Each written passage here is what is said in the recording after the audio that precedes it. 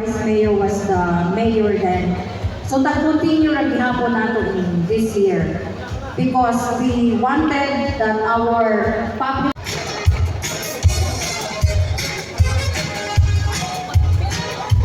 and picture ko naman ng unit.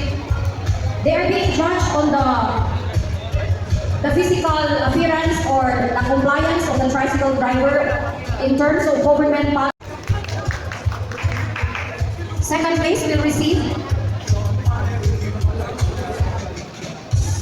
Second place will receive 3,000 pesos cash. Third place receive 2,000 pesos cash. First place for the outstanding tourist tricycle. The winner will receive 5,000 pesos.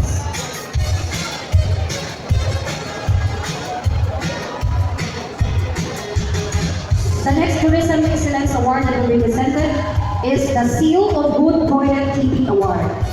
This award, the search for Seal of Good Toilet Keeping Award was